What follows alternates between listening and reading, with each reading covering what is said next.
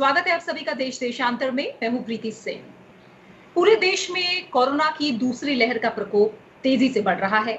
कई राज्यों में रोज नए केसों की संख्या जो आ रही है वो बेहद चिंताजनक है। एक तरफ देश में वैक्सीनेशन का दौर जारी है, तो दूसरी तरफ कई राज्यों में कर्फ्यू और कुछ दिनों के लॉकडाउन जैसे कदम भी उठाए जा रहे हैं। जिन मरीजों में कोरोना के कोई लक्षण नहीं है या मामूली या साधारण लक्षण है, उन्हें होम आइसोलेशन में रहते हुए इलाज की सलाह दी जा रही है। आज भी बड़ी संख्या में कोरोना के मरीज होम क्वारंटीन या आइसोलेशन में हैं। कोविड-19 के संक्रमण का शिकार होने पर होम क्वारंटीन संबंधी किन नियमों का ध्यान रखना जरूरी है, इस बारे में हम सबको हर बात जान लेना काफी जरूरी है। किन स्थितियों में कोविड-19 संक्रमित के लिए होम आइसोलेशन की या होम क्वारंटीन की मंजूरी दी जाती है, इस दौरान कौन सी सावधानियां जरूरी हैं, किन स्थितियों में आप किस तरह मदद के लिए संपर्क कर सकते हैं। आज इन तमाम पहलुओं पर हम देश देशांतर में चर्चा करेंगे।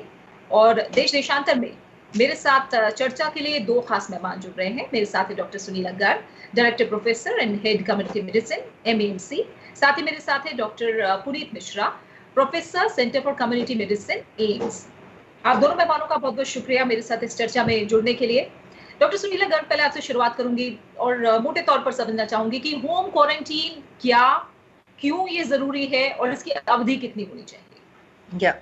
होम क्वारंटाइन उसको कहते हैं कि जबकि किसी का भी हम सेपरेशन करते हैं इक्वलेंट टू किसके बराबर incubation period of the disease, यानी कि उसमें उस दौरान में मरीज में लक्षण आते हैं, यानी कि नॉर्मल लक्षण को आने में कितना समय लगेगा। वो किसी के वो जो है एक इंडिविजुअल किसी के संपर्क में आए जो कि इन्फेक्टेड है, चाहे वो डायरेक्ट संपर्क था चाहे वो इनडायरेक्ट था, तो बेसिकली हम उस संपर्क की बात करते हैं और 2 हफ्ते का पीरियड हम मांगते हैं जिसको कि हम क्वारंटाइन कहते हैं। और क्वारंटाइन और आइसोलेशन में ये फर्क है, आइसोलेशन में वो ऑलरेडी इन्फेक्टेड है तो हम उसको होम आइसोलेशन या तब कहते हैं। होम क्वारंटाइन का मतलब है separation of a person equivalent to incubation period. Incubation period का मतलब है उस पीरियड में अगर उसको कोविड-19 के अगर कोई लक्षण आने हैं तो 2 हफ्ते के अंतर्गत में वो आ जाएंगे करके, तो इसीलिए हम उसको आइसोलेट या उसको क्वारंटाइन करके रखते हैं। जैसे कि कोई ट्रैवलर है,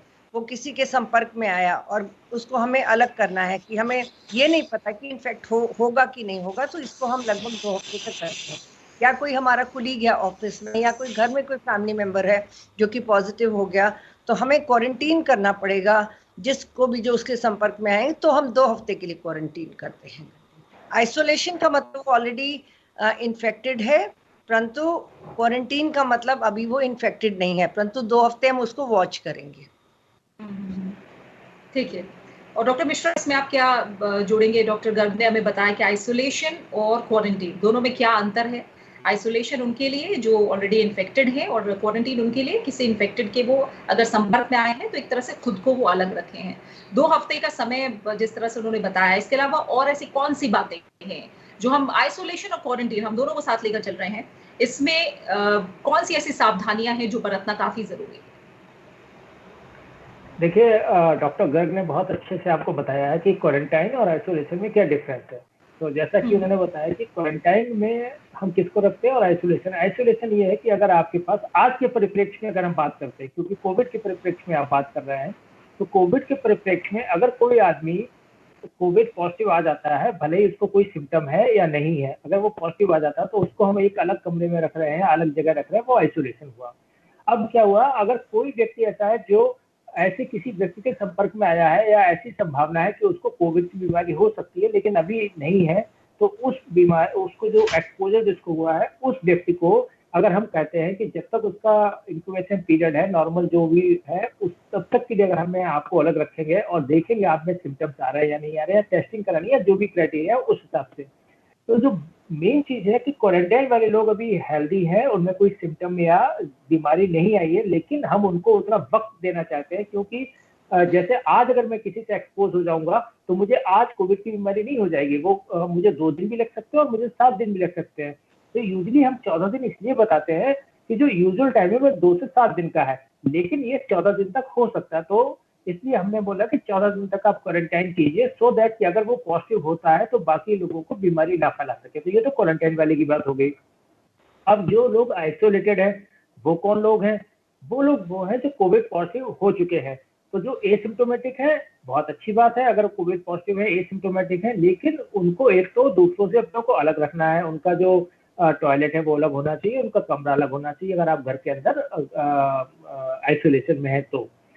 दूसरी बात ये है कि आपको अपने सिम्टम्स के ऊपर नजर रखनी है। कोई ऐसा तो नहीं कि आप पॉजिटिव हैं, आगे आपको सांस लेने में दिक्कत आने लगी है या बुखार हो गया है या आपको और दिक्कत हो रही है, ऑक्सीजन सैचुरेशन कम हो रहा है, तो उसके ऊपर एक नजर रखने की जरूरत है। क्योंकि अगर ऐसी कोई भी चीज होती है तो इन आइसोलेशन में, जो होम आइसोलेशन में खास करके मरीज रखे हुए हैं, इनको अस्पताल की केयर की जरूरत पड़ती है।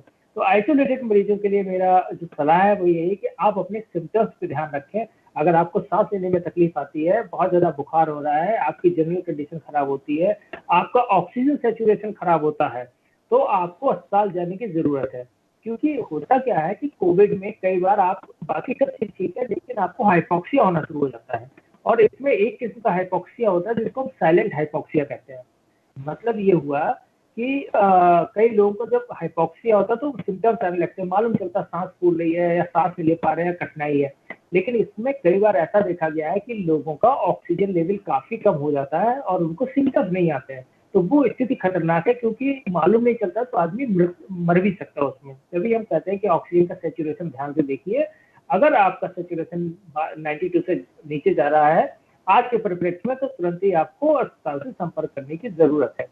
साथ ही साथ जो आइसोलेटेड लोग हैं उनको अपना खान पान का ध्यान रखना, अपने आप को वेल हाइड्रेटेड रखना, क्योंकि डिहाइड्रेशन नहीं हो जाए। साथ ही साथ अगर उनको बुखार है सामान्य तरह से, तो उनको पीसीएम की गोली खानी है, पैरास्टामोल जिसको बोलते हैं। फिर उनको अपने खाने में विटामिन सी की मात्रा बढ़ानी है या विटामिन सी की गोली लेनी है। साथ में जिंक की गोली भी उनको प्रिस्क्राइब की जाती है कि जो विटामिन सी है और जिंक है ये बीमारी से ठीक होने में जल्दी राहत देते हैं। और साथ ही साथ इन लोगों का जहाँ से कॉन्टैक्ट ट्रेसिंग वाले लोग हैं या जो लोग दिल्ली सरकार के लोग हैं, उनको या तो कॉन्टैक्ट ट्रेसिंग करनी है या उनको हेल्प देनी, तो उनके रिकॉर्ड में ये केसेस आ जाते हैं जो पॉजिटिव आ चुके हैं, चाहे वो होम आइसोलेशन में हो चाहे फैसिलिटी के आइसोलेशन में हो। तो ये चीजें हैं जो आइसोलेशन के समय एक सामान्य व्यक्ति को ध्यान में रखनी चाहिए। ठीक है, आपने खान पान को लेकर तमाम बातें बताई हैं। इस पे मैं थोड़ा सा और डिटेल में आपसे बाद में और जानकारी लूंगी डॉक्टर मिश्रा। डॉक्टर गर्ग, कुछ और मोटी बातें मैं और क्लियर करना चाहूंगी, क्योंकि आप लोगों ने बताया कि अगर मान लीजिए कोई इन्फेक्टेड पर्सन के संपर्क में आया है तो उसे क्वारंटीन रहना है, या फिर जो संक्रमित हो चुका है उसे आइसोलेशन में रहना है, यानी एक तरह से उन्हें अपने आप को अलग रखना है। जब मान लीजिए जो पूरे परिवार में लोग रहते हैं, परिवार में 5 सदस्य हैं या उससे ज्यादा सदस्य हैं, तो क्या ये एक बड़ी चुनौती है? क्या बातें हैं जो बाकी परिवार वालों को भी ध्यान में रखनी है? या मान लीजिए अगर क्योंकि आजकल बहुत सारे लोगों के सामने ये समस्या है कि उस तरह से नहीं है कि आप एक कमरा अलग दे सकें या एक टॉयलेट अलग हो, तो कैसे ज्यादा से ज्यादा बचाव किया जा सकता है? देखिए, ये आज के परिप्रेक्ष्य में जैसे कि डॉक्टर अभी पुनीत ने भी बताया कि बेसिकली सिचुएशन वेरी करती है। आज की तारीख में हम कल के अगर आंकड़े देखें तो हम 3,15,000 थे, और मैं देख रही थी 10 मार्च को करीबन हम लोग 10,939 लोग थे। तो अलग अलग लोग जो हैं अलग अलग हमारे क्षेत्रों से आते हैं। कोई शहरी इलाकों से आते हैं, कोई ग्रामीण इलाकों से आते हैं, कोई छोटे कमरे वाले घरों से आते हैं, कोई बड़े कमरे वाले घरों से आते हैं। तो ऐसा कोई ज़रूरी नहीं कि हर एक घर में हर एक के लिए एक अलग कमरा हो।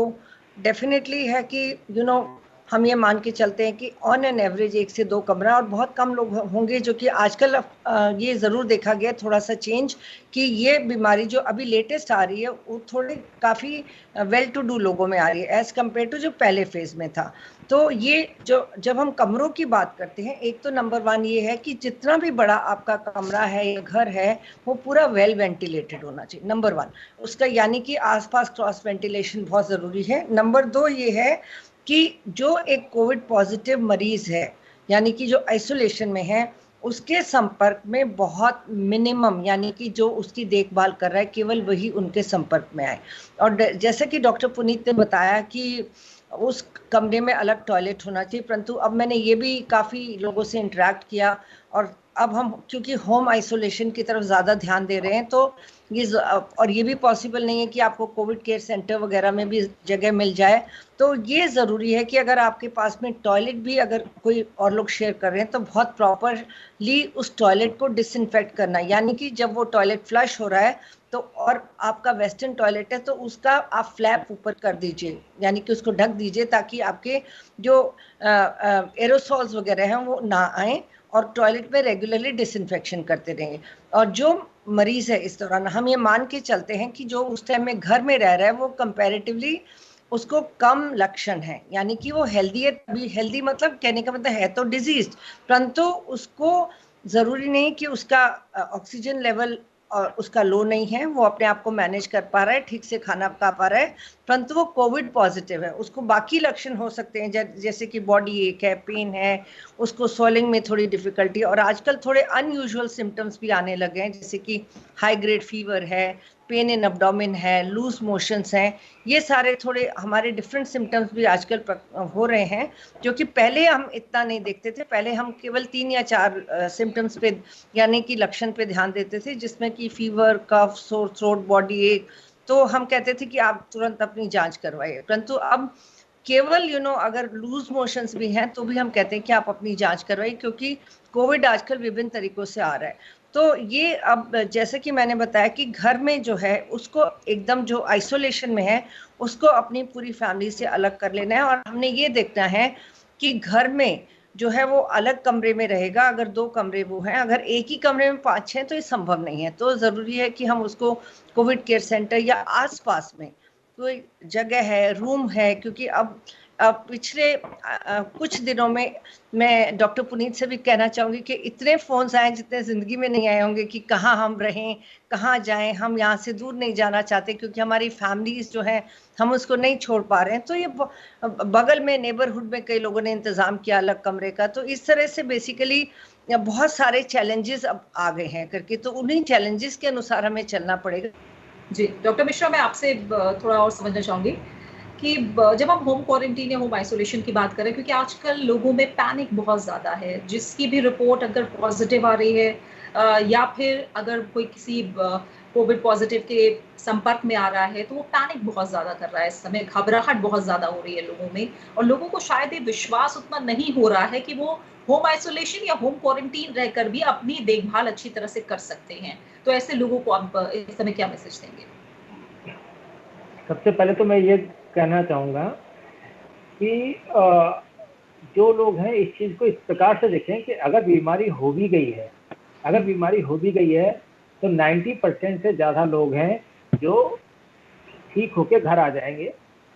सिर्फ एक से लेकर 2% लोग हैं जिनमें मृत्यु होगी, और बाकी के कुछ लोग हैं जिनको शायद थोड़ी सीवियर या मॉडरेट डिजीज होगी और कुछ दिन के लिए उनको अस्पताल में रहना पड़ सकता है। बाकी जो करीब 90% के आसपास लोग हैं वो या तो घर में ठीक हो जाएंगे या माइनर केयर, बहुत विदाउट ऑक्सीजन वाली जो केयर है उसके साथ भी वो ठीक हो जाएंगे। तो आप इसको एक सकारात्मक रूप से देखिए कि हम सिर्फ ये तो देख रहे हैं कि 1 से 2% मौत हो रही है, हमारा दिमाग उस समय की फोकस है या सीवियर चीज़ों की फोकस है। जो चीज़ 90% लोगों के साथ होने वाली है हम उसके ऊपर फोकस करें। तो सबसे बड़ी चीज़ है कि एक तो ये डेथ वारंट नहीं है। अगर कोविड हो गया तो आप ये समझिए जैसे और बीमारियां हैं उस प्रकार से एक बीमारी है, चूंकि नई आई हुई है, और इसको नई बीमारी होने की वजह से इसका जो इलाज है या इसका जो टीका है उसमें कुछ समय लगा, और जिसकी वजह से लोगों में तरह तरह की चीजें आई हैं और बीमारी थोड़ी सी सीवियर हुई है कुछ लोगों में।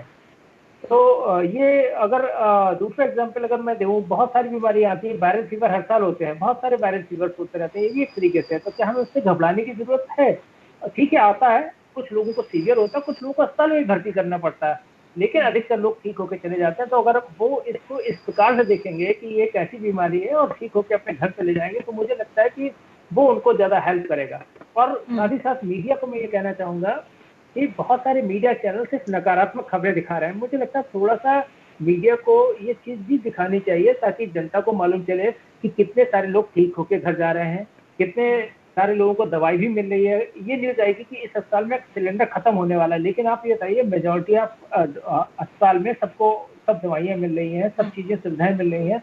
तो उस प्रकार से अगर हम दिखाएंगे तो शायद पैनिक जो है वो थोड़ा सा लोगों को कम हो पाएगा, लोगों का सोच का नजरिया बदलना पड़ेगा। कि आपको 90% से ज़्यादा आसार है कि आप बिल्कुल ठीक होकर बहुत जल्दी घर आने वाले हैं। तो अगर मुझे प्रोबेबिलिटी समझाई जाएगी तो मैं तो उसे चुनूंगा जो प्रोबेबिलिटी ज़्यादा है जिस चीज़ की। तो ये चीज़ है। बाकी सकारात्मक खबरें देखिए, सकारात्मक जीवन सोच रखिए और उसके साथ ही आप इससे पैनिक से छुटकारा जो है पा सकते हैं। बिल्कुल, क्योंकि सिर्फ भारत ही नहीं, पूरी दुनिया इस महामारी से जूझ रही है। कहीं न कहीं डॉक्टर गर्ग, लोगों के मन में एक सवाल ये भी उठता है या कहीं आशंका ये है कि पहली लहर और ये जो अब दूसरी लहर है, इसमें अंतर बहुत ज़्यादा है। लोग ये मान रहे हैं कि जो दूसरी लहर है वो संक्रामक ज़्यादा है और इसलिए घातक भी बहुत ज़्यादा है। इसलिए हो सकता है होम क्वारंटीन या होम आइसोलेशन में रहकर जैसे अभी उन्होंने कहा सकारात्मक रहिए, डॉक्टर मिश्रा ने अभी हमें बताया, वो सकारात्मकता लोगों के मन में नहीं आ रही है दूसरी लहर को लेकर। तो आप थोड़ा-सा हमें बताइए, पहली लहर दूसरी लहर से किस तरह अलग है और किस तरह से क्वारंटीन और आइसोलेशन घर पर ही बहुत सामान्य तरीके से अपनी देखभाल करके, अपने लक्षणों पर ध्यान रखकर ठीक हुआ जा सकता है?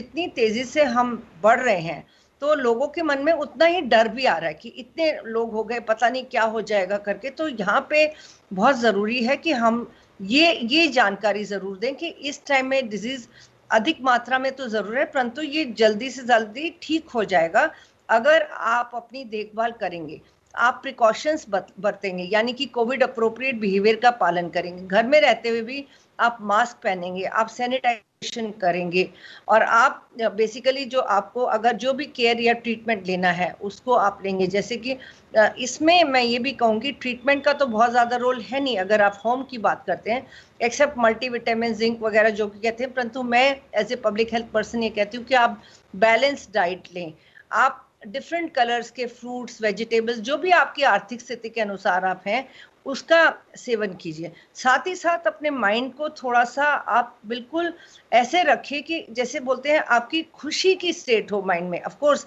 इतने सारे आप इलनेसेस आसपास देख रहे हैं तो खुशी की लहर एकदम से नहीं फैल जाती चारों तरफ, कहीं ना कहीं मन में सोच रहता है कि मैं ठीक रहूं या मेरा परिवार, और सबसे पहले इंसान अपने विषय में और अपने परिवार के विषय में सोचता है।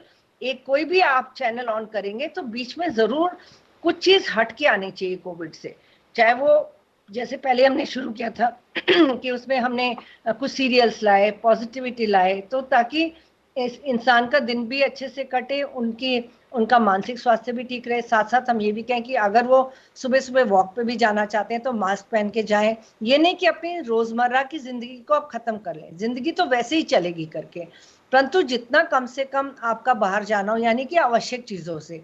पहले तो हम सोचते थे कि थोड़ी मटर गश्ती कर ले, बात थोड़ी गप्या लें, थोड़ा सा बातें कराएं करके, तो परंतु अब ये तो ज्यादा नहीं हो सकता।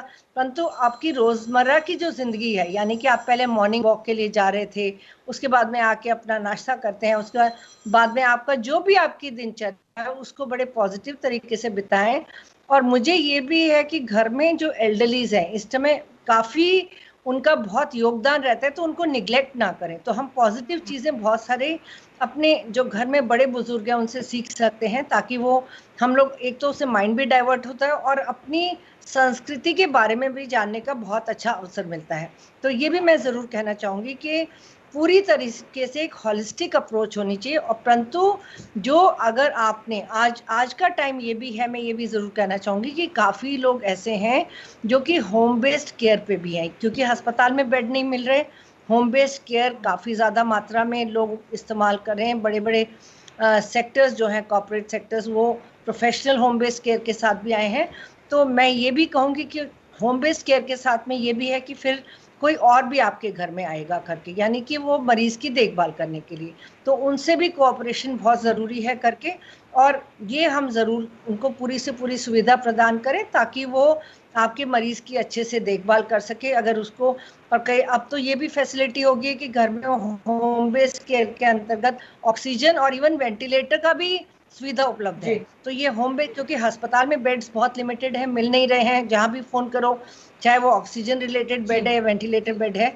तो ये बहुत ज़रूरी है कि positive framework of mind, balance diet, yoga, meditation, walking, आपका एक नियमित दिनचर्या जो कि चल रही थी वो आप करते रहें करके, और जो वर्क फ्रॉम होम करते हैं वो करते रहें। और जैसे हम डॉक्टर्स लोग हैं, हमें तो जाना ही पड़ता है करके, तो बेसिकली ये मान के चलें कि हमारा कर्तव्य हमें निभाना है तो ये करना ही पड़ेगा। बिल्कुल। और डॉक्टर मिश्रा, जब लक्षणों की आप बात कर रहे थे तब आपने एक बात कही थी कि हो सकता है लक्षण ना दिखे लेकिन आपका ऑक्सीजन लेवल कम हो रहा हो। तो मैं थोड़ा और समझना चाहूंगी कि जो लोग होम क्वारंटीन या होम आइसोलेशन में हैं वो किन सिम्टम्स पर ध्यान रखें, कब घबराने वाली बात बिल्कुल नहीं है, क्योंकि इसमें बुखार आना, सर्दी, खांसी और बहुत सारे लक्षण हैं जो अब नए भी दिख रहे हैं, वो किन को आप सामान्य लक्षण मानेंगे और कौन से ऐसे लक्षण हैं जब डॉक्टर से सलाह लेना जरूरी है?